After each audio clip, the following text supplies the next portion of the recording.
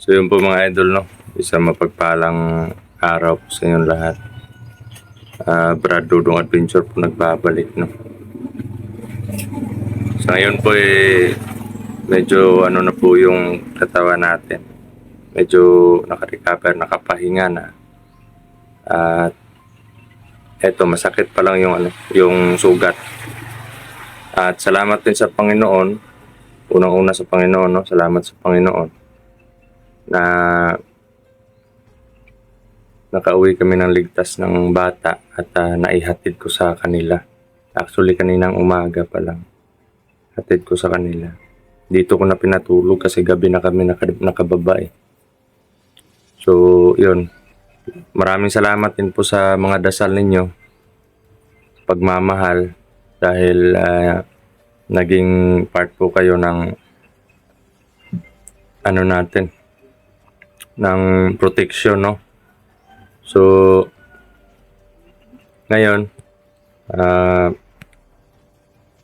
problema, yun nga, kailangan ko pang maghanap ng paraan para ma-secure yung pamilya ko talaga na makuha yung si Commander Dragon o mapatay natin, no? Dahil yun na pag-alaman namin na yung pangalan ng pamilya ko at ng papa ni Dudoy andun sa kanya. Ewan ko lang, hindi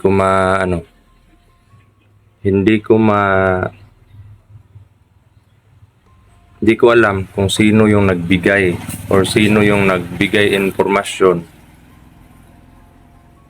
or sino yung saan galing o paano nalaman ni Commander Dragon yung full information ng pamilya ko. Kompletong pangalan ng mga anak, kompletong pangalan ng asawa, at saka kompletong pangalan din ng papa ni Dudoy.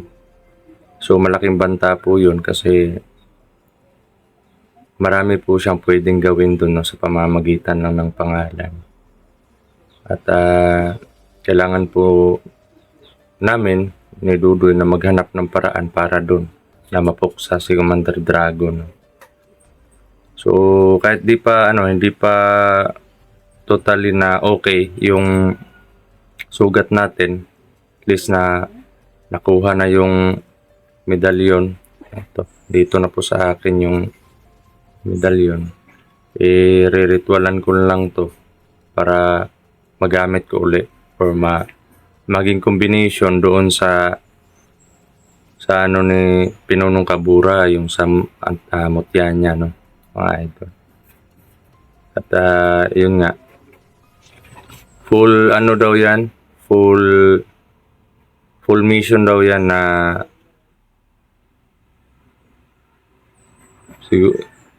siguro hindi ko pa alam kung papayag ba ako na sa full mission na yan si Pinunong Kabura yung magdadala sa katawan ko, no? Kumbaga nasa labas lang ako ng katawan ko tapos Pinunong Kabura yung mag-handle sa mission na yan. Ayun nga, kaninang umaga tinuturuan ko siya kung paano ng cellphone, yan, paano makipag-usap, ganun. Anong gagawin, paano i-handle yung cellphone pag nasa explore, ganun. Marunong din naman magtagalog si Commander Kabura. Nga lang parang mapagbiro din. Sinabi ko sa kanya na yun lang yung gawin mo, Pinuno. Isipin mo na yung cellphone na yan pag nakaharap sa iyo maraming tao na nakaharap sa iyo or para ka lang nakikipag-usap sa kanila. Ganon yung explanation ko sa kanya. Mabilis naman siya matuto yung pag-operate ng cellphone. Mabilis naman matuto. Yun nga lang, sabi ko sa kanya na di bale pagbigay alam ko lang sa sa mga supporters natin sa pamamagitan ng video na ikaw muna yung magdadala ng mission na yan. So, abangan nyo na lang po yan mga idol, no? Kasi parang wala pa sa kondisyon yung utak ko para dun sa mga plano. Kasi nagkahalo-halo na kasi mga idol, may mga problema din tayo. At sa location naman ng pamilya ko, hindi ko na lang, maraming nagtatanong Hindi ko na lang din po sasabihin kung saan sila. Pero masaya po kami. Masaya po kami mga idol. Sana nga matapos na yung gulo. Makabalik na ako dun sa gubat or makabalik na ako dun sa dating location para naman makapananim ako ng gulay, makabenta, gano'n. At yun, mga idol, no? Tungkol naman po dun sa sa mga nagtatanong kung paano na daw yung mga pinatay namin, saan daw yun pupunta o mangangamoy lang ba yun dun sa area, no?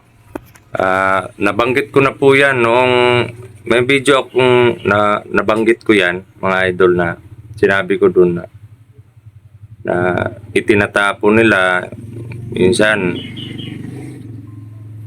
sinusunog, at may may isang beses pa nga na narinig namin, parang kaming dalawang dudo yun, na narinig namin na sabi nila na lahat ng mga napatay namin yung iba tinapon, pero yung mga sariwa pa kinakain nila, no? At yun, may ginagawang aksyon yung mga kapatid ni Dilaab, mga idol. Kaya parang nabahala sila doon sa pagkamatay ni Phantom. At tagumpay po natin lahat yun mga idol, no? Hindi lang po sa akin. Hindi tagumpay po natin lahat, no? Papasalamat din po ako sa mga dasal, mga gabay ninyo, ganon. Dasal, pagmamahal, asawa na suporta, yan. At pasensya na rin po kung hindi lahat ng mga nangyayari, kagaya po niya na andun ako sa bundok. May mga kasi may mga time na may nasasagupa ako na hindi ko na nabibidyo. Actually, marami pong nangyayari doon, maraming mga pangyayari na hindi ko na nakukunan ng video, no? At pasensya na rin po kung parang matagal tayo makapag-upload, no? Unang-una, load, wala tayong sapat na load. At pangalawa, hindi lahat ng area doon may makakasagap tayo ng signal. At pangatlo naman, parang ginagawan ko ng paraan na hindi tayo mahuli ng mga kalaban. Kasi kung andyan lang ako sa location na yan na makikita sa video, delikado ako, pupuntahan ako talaga ng mga kalaban na yan. Mas mabuti na yung nagbabantay sila na wala silang kaalam-alam na andyan na pala tayo. Pwede nating silent kill, pwede nating gawan ng paraan para mabagong buhay sila, ano. Sa akin po, lalo na yung mga bata, hindi ko po hangad na pumatay ng mga bata, kahit mga kalaban ng mga bata, hindi ko po hangad talaga na ganun. Kasi pag bata kasi masakit sa dibdib ko, kasi alam ko biktima lang sila Kaya yun, ginagawan po natin ng paraan. Pwera na lang dun sa mga binatilyo or yung mga ano na talaga, yung kagustuhan talaga nila, yung matitigas ang ulo. Yung ginusto talaga nila. May mga bata naman na ginugusto nila yung trabaho na yon, pero parang kulang lang sila sa ano sa pagpapalinaw o sa kaliwanagan dun sa mga trabaho nila, kung ano yung uri ng trabaho meron sila. Kasi parang nasilaw sila sa mga promises na inaano sa kanila, binibitawan. So, yun. At ulit-ulit ko din pong sinasabi sa video na kung sino man yung ano, kung sino man yung nasa panig ng mga kalaban na ngayon na gustong magbago, magbago na lang kayo. Wag na yung ano, wag na yung antayin nyo pa na masaktan kayo katulad nung ilan sila na ano, parang 5 yata yun. Na mga bata pa yun eh, may dalawang medyo malaki na. May binatilyo. Eh, doon na sila nakapag ano eh, doon na sila naglakas ng loob na magsabi or magbagong buhay na nasaktan na. Kaya medyo ano po ako, medyo naawa. Kaya pinauwi ko na lang. Hindi, kung wala lang talaga akong mission on that time, eh sasamahan ko po yun para makauwi ng siguradong makauwi doon sa kanila. No. Yun, minalas lang tayo doon sa ano, sa bigla na lang sumulpot si superior. Kasi yun nga, nakarinig kaming dalawa ng bata, nakarinig kami ng boses na may sumisigaw.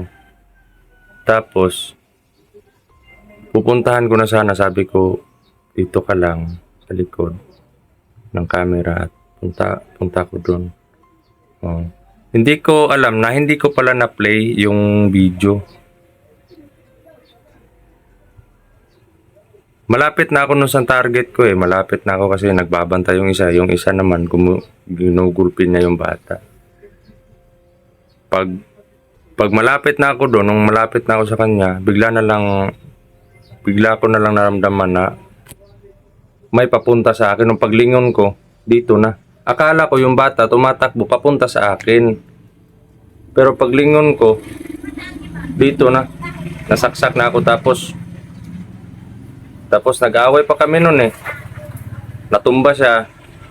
Tapos gumamit ako ng malakas na tigalpo. At sakto namang pagsunggab niya sa akin, sakto namang naiwasan ko. Tapos nasakto dito niya yung tigalpo. Kaya yun, napatakbo si Superior Dragon. Kapitong Superior po yan. So, yun. Umatras kami. Hinabol kami nung dalawa. Doon ko pa na-play yung video. Makita nyo naman sa video. At sa mga nag-comment naman na yung last video po natin ano na po yun. Matagal na video na daw. Pero marami kasing nagre-request ng full videos yan.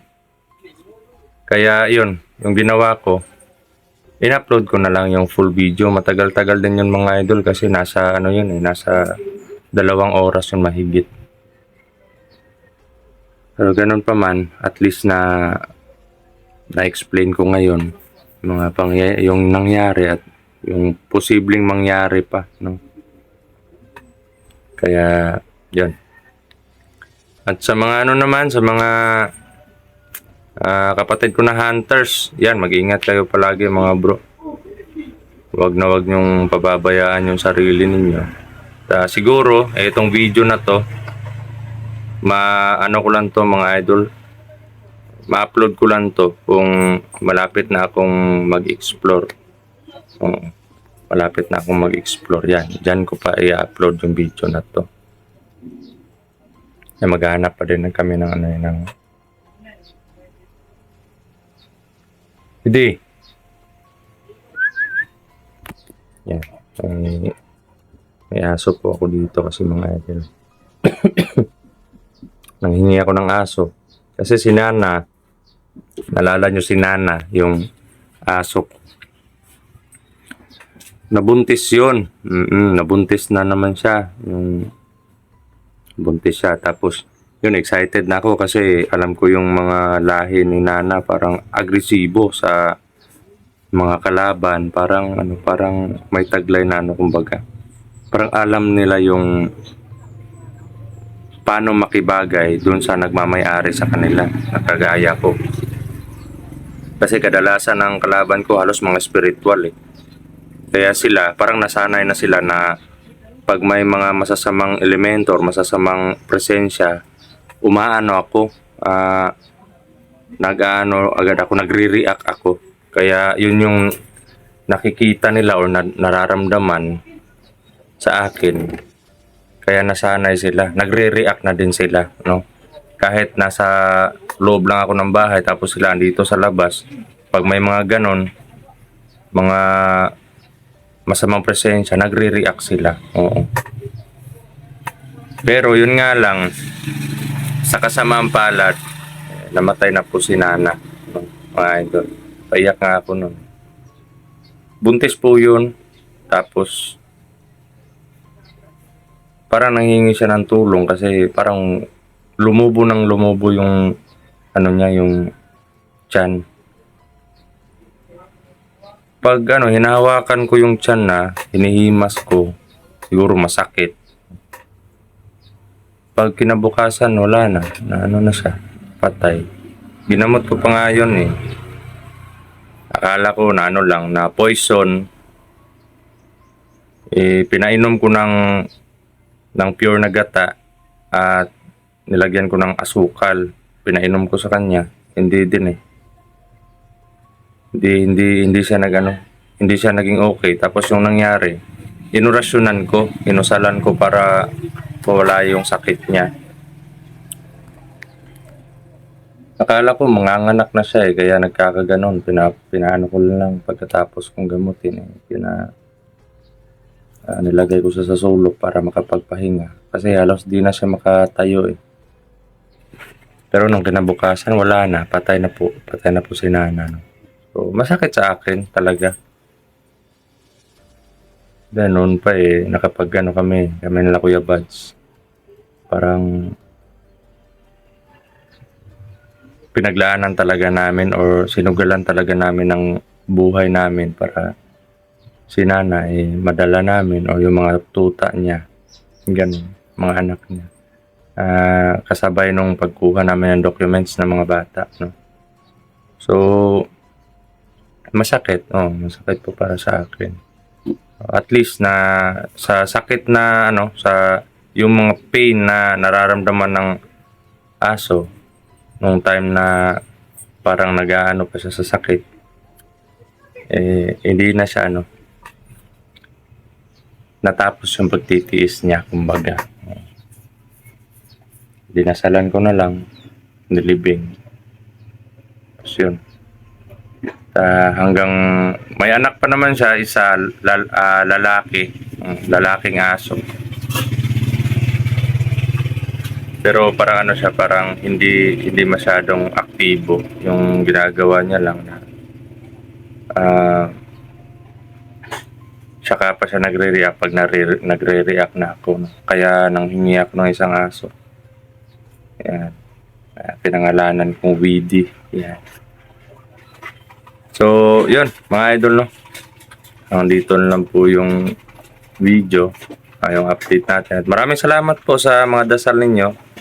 Nakalabas kami ng ligtas. Marami din, alam ko maraming mag-aabang sa update. Kasi, eto, mga ilang araw ko pa ito i-upload. Saka ako na-upload to mga idol pag kinabukasan mag-explore ako. Oo. Para sunod-sunod na yung upload natin. So, yun. May galap shoutout po sa inyong lahat mga idol. Ito po sa Brad Tudong Adventure. Nagsasabing mahal naman ko po kay lahat mga idol. Salute po ako sa inyo mga idol.